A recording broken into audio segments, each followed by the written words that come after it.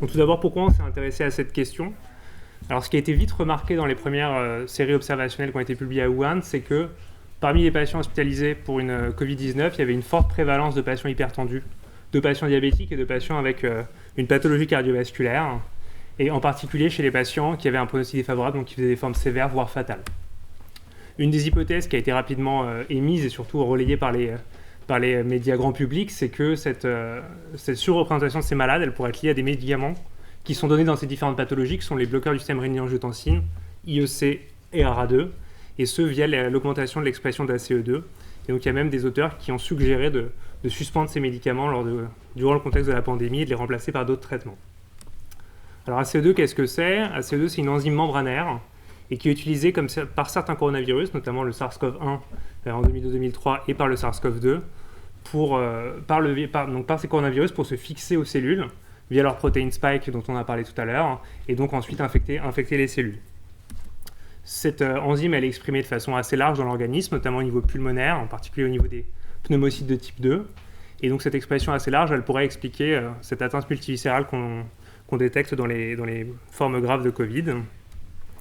Mais en plus d'être un récepteur, ACE2, c'est également un élément important dans le système rénine-angiotensine. Donc c'est un homologue de l'enzyme de conversion de l'angiotensine, qui n'est pas inhibé par les IEC, et qui a deux rôles, de convertir l'angiotensine 1 en angiotensine 1,9, et surtout de convertir l'angiotensine 2 en angiotensine 1,7, et donc avec pour principaux effets d'entraîner une diminution de l'angiotensine 2 et une augmentation de l'angiotensine 1,7. Alors pourquoi c'est important? C'est important parce que de façon physiologique dans l'organisme, il y a un équilibre qui se fait entre deux principales voies. La voie de l'angiotensine 2 sur son récepteur principal qui est le récepteur AT1 et qui va entraîner des effets vasoconstricteurs, pro-inflammatoires, pro-fibrotiques, pro-oxydants, favoriser la thrombose, la prolifération cellulaire et l'hypertrophie. Et cette voie, elle est contrebalancée par essentiellement la voie de l'angiotensine 1,7 qui agit sur son récepteur qui s'appelle le récepteur MAS, et également de façon un peu moins importante, l'angiotensine 1,9 et l'angiotensine 2 sur le récepteur AT2. Et donc ça va entraîner les effets parfaitement opposés. Donc pourquoi on pense qu'il y a des potentiels risques liés à l'utilisation des bloqueurs du système rénine-angiotensine? Ce qui avait été montré pour le SARS en 2002-2003, c'est que l'efficacité de la fixation à ACE2 était un marqueur, un élément indispensable pour l'efficacité de l'infection. Et le SARS-CoV-2 a montré d'avoir une affinité 10 à 20 fois plus importante pour ACE2 que le SARS-CoV-1. Et donc, en considérant que les IEC, les ARA2 pourraient augmenter l'expression d'ACE2, le risque serait donc de faciliter la fixation du virus et donc d'augmenter l'infection et de faire des formes plus sévères. Alors, il y a beaucoup d'études qui sont intéressées à l'impact des bloqueurs du système rénine-angiotensine sur l'expression d'ACE2. Donc ça, c'est une revue récente. La première chose qu'on peut voir, c'est que c'est des données qui sont essentiellement chez l'animal. Il y a assez peu de données chez l'humain. Et donc là, sur cette diapo, pour les ARA2, il y avait de façon assez consistante une augmentation de l'ARN messager et ou de l'activité de la protéine ACE2. En revanche, pour les IEC, ces modifications étaient beaucoup plus variables, avec des études qui montraient une augmentation, mais d'autres études qui ne montraient pas d'effet, voire même une diminution d'ACE2. En plus de ce potentiel risque théorique d'augmentation de l'infection, un des autres éléments qui a été soulevé, c'est que ça pourrait aggraver les insuffisances rénales aiguës, qui sont des complications qui sont souvent retrouvées chez les patients hospitalisés pour une Covid-19, et en particulier les patients qui font des formes sévères. Et enfin, que les bloqueurs du système rénine-angiotensine pourraient aggraver les hypotensions qui ont été montrées dans des études de pneumonie comme associées à un mauvais pronostic, avec dans cette étude plus de recours aux vasopresseurs et à la ventilation mécanique. À côté de ces risques théoriques, il y a également des potentiels bénéfices qui pourraient être liés à l'utilisation des bloqueurs du système rénine-angiotensine. Ce qu'il faut bien comprendre déjà, c'est les effets spécifiques du SARS-CoV-2 sur le système rénine-angiotensine. Alors, ça, c'est des données qui viennent essentiellement du SARS en 2002-2003, et où il avait été montré que la pénétration du virus dans l'organisme entraînait une diminution d'ACE2 au niveau membranaire par deux principaux mécanismes. D'abord l'endocytose d'ACE2 et également l'activation d'une protéase qui s'appelle ADAM17 et qui va entraîner un clivage de la forme membranaire d'ACE2. Et comme on l'a vu tout à l'heure, cette diminution d'ACE2, elle va entraîner une augmentation de l'angiotensine 2, une diminution de l'angiotensine 1,7, et donc favoriser les effets de l'angiotensine 2 sur le récepteur AT1, et donc comme on l'a vu tout à l'heure, faire pencher la balance en faveur des effets délétères du système rénine-angiotensine, et donc ça pourrait favoriser les lésions pulmonaires. Alors ça avait été montré dans des modèles animaux en 2005, où des chercheurs avaient injecté de la protéine spike à des souris, et donc avaient effectivement montré qu'il y avait une diminution de l'expression d'ACE2. qui était associée à une augmentation des niveaux plasmatiques d'angiotensine 2 et associée à la gravité de l'atteinte pulmonaire et à une augmentation de la perméabilité vasculaire pulmonaire. Chez l'humain, il a été montré pour le SARS-CoV-2 une augmentation des niveaux plasmatiques d'angiotensine 2 chez des patients hospitalisés. Et donc dans cette étude, il y avait une corrélation directe entre le niveau d'angiotensine 2, la charge virale et la gravité de l'atteinte pulmonaire qui a été matérialisée ici par le rapport P sur F. Et donc compte tenu de ces modifications du système rénine-angiotensine, il a été évoqué que les bloqueurs du système rénine-angiotensine pourraient être favorables. D'abord les ARA2 qui vont agir en bloquant le récepteur AT1, ce qui va entraîner une augmentation de l'angiotensine 2, qui va pouvoir agir sur son récepteur AT2, et donc avec les effets bénéfiques qu'on a vu tout à l'heure, et également l'augmentation de l'angiotensine 2 et de la CE2, qui va pouvoir être transformée en angiotensine 1,7, et également agir sur le récepteur MAS, et donc ces deux actions pourraient participer à diminuer les lésions pulmonaires. Les IEC vont avoir un mode d'action un petit peu différent, ils vont bloquer l'enzyme de conversion de l'angiotensine, ce qui va avoir plusieurs conséquences. Tout d'abord la diminution de la formation de l'angiotensine 2, ce qui va entraîner une augmentation de l'angiotensine 1, qui va pouvoir être convertie en angiotensine 1,9, mais surtout, de façon plus importante, en angiotensine 1,7. Et également, l'enzyme de conversion est habituellement responsable de la dégradation de l'angiotensine 1,7. Et donc, en bloquant cette enzyme de conversion, on va encore augmenter les niveaux d'angiotensine 1,7. Donc, l'augmentation de l'angiotensine 1,7 et de l'augmentation de l'angiotensine 1,9 vont pouvoir avoir des effets bénéfiques sur le récepteur MAS et le récepteur AT2, et donc pourraient participer à diminuer les lésions pulmonaires. Alors, ça c'est un rationnel physiopathologique. Est-ce qu'on a des données ? Pour le même modèle animal dont on a parlé tout à l'heure, l'utilisation d'un bloqueur du récepteur AT1 entraînait effectivement une diminution des modifications de la fonction pulmonaire, qui revenait au même niveau que pour les souris témoins, et une diminution de la perméabilité vasculaire pulmonaire. Ensuite, il y a également des études chez des patients hospitalisés pour des pneumonies. Ça, c'est une méta-analyse qui s'est intéressée à l'effet des bloqueurs du système rénine-angiotensine chez les patients hospitalisés pour une pneumonie. Et il montrait que pour les IEC, il y avait une diminution de risque de pneumonie et de la mortalité associée aux pneumonies avec les IEC, et une tendance pour les ARA2, mais qui n'était pas significative. Une autre étude, à nouveau chez l'humain, chez des patients hospitalisés pour une pneumonie, qui montrait que l'utilisation préalable de bloqueurs du système rénine-angiotensine ARA2 ou IEC était associée à une diminution de la mortalité à 90 jours. Alors ça, c'est des données qui suggèrent qu'il pourrait y avoir un effet bénéfique des bloqueurs du système rénine-angiotensine. Est-ce qu'on a des données dans la Covid-19 ? Il y a beaucoup d'études observationnelles suite aux inquiétudes initiales qui ont été publiées sur le sujet.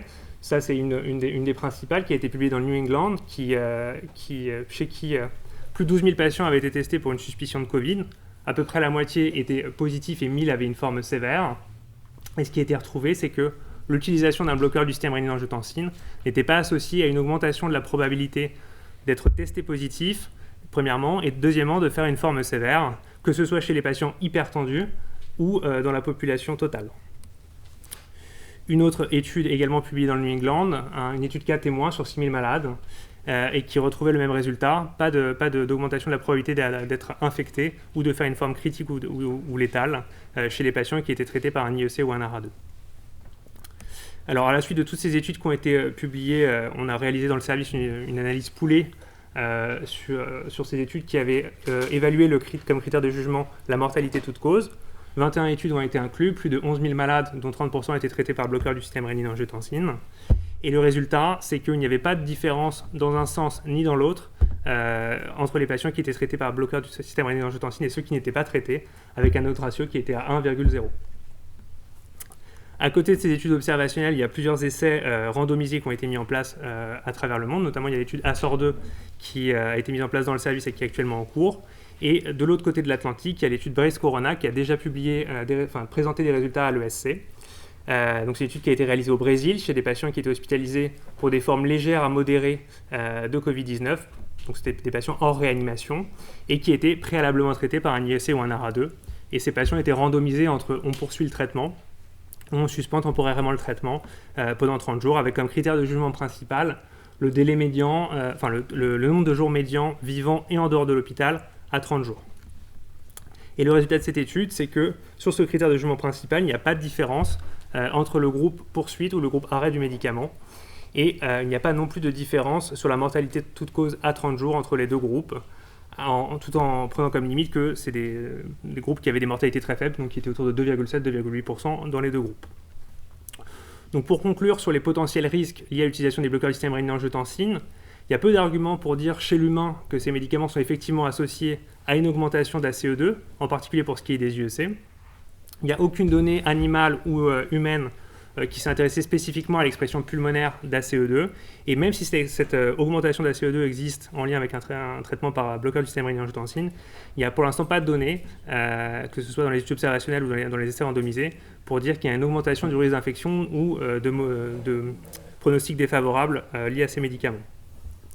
Donc on peut penser que la mortalité plus importante qui a été constatée chez les patients avec des antécédents cardiovasculaires était due à l'absence de prise en charge de facteurs confondants, notamment l'âge qui a été montré comme un facteur fortement lié à la mortalité. Pour ce qui est des bénéfices, il y a des données physiopathologiques et animales qui suggèrent un bénéfice à ces médicaments en lien avec une diminution de l'angiotensine 2 et une augmentation de l'angiotensine 1,7. Il n'y a pas non plus de données actuellement pour dire qu'effectivement ces médicaments sont bénéfiques dans le contexte de la Covid-19. Ce qui est sûr, c'est qu'il y a un vrai risque et qui est bien décrit à arrêter ces médicaments chez des patients qui ont des antécédents cardiovasculaires. Et donc actuellement, il y a encore plusieurs études qui sont en cours pour essayer d'évaluer plus précisément le profil bénéfice-risque de ces médicaments dans ce contexte particulier. En attendant les résultats de ces études, il paraît raisonnable de ne pas interrompre ces médicaments. Et donc ça a fait l'objet de nombreuses prises de position par des sociétés savantes à travers le monde. Voilà, donc l'ESC et l'American College of Cardiology. Je vous remercie.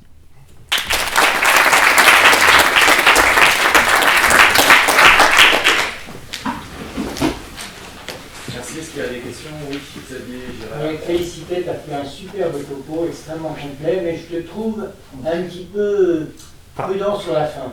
Parce que, effectivement, la question qu'on se posait, tu l'as très bien dit, est-ce que c'est dangereux, est-ce que ça favorise l'infection d'avoir un bloqueur du système rénine-angiotensine? La réponse est non, tu l'as très bien dit.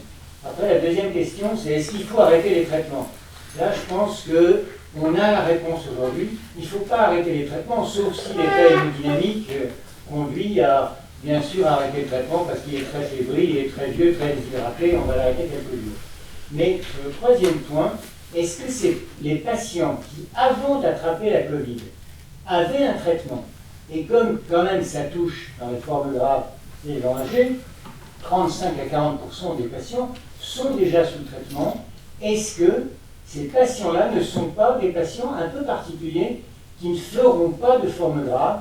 Et là, aujourd'hui, depuis 3 jours, il y a une nouvelle méta-analyse, 67 études observationnelles dans le monde entier, qui dit quand même que quand vous aviez, avant la Covid, un Zartan ou un IEC, et probablement il vaut mieux avoir un Zartan, eh bien vous faites entre 35 et 50% de moins de mortalité, en particulier quand vous êtes un très vieux, très grave, très malade, et Olivier Allon vient de publier, et je suis co-signataire de ce papier, la cohorte qu'ils ont à Broca, donc ils ont 200 patients très vieux, 88 ans, ils ne sont pas allés en réa, parce qu'ils sont arrivés à Broca, personne ne voulait d'eux. Donc ils les ont vus mourir, ils se sont occupés d'eux, et globalement, il y a 50% de patients en moins, c'est-à-dire 20% des gens qui étaient sous IECRA2 avant d'arriver sont morts, et ceux qui n'avaient pas IECRA2 dans leur traitement, c'est 40% qui sont morts. Donc moi, le petit conseil que je donnerais à tous nos vieux parents, c'est de garder votre IECRA2 en période de Covid, et peut-être même passer à la RA2, parce qu'il y a quand même maintenant des preuves qui deviennent sérieuses en métanisme pour dire que la RA2 protège mieux que l'IEC. Mais il va falloir donner le conseil aux gériatres, hein, parce que, excuse-moi, c'est pas ce qu'ils font. Hein. Ils vont...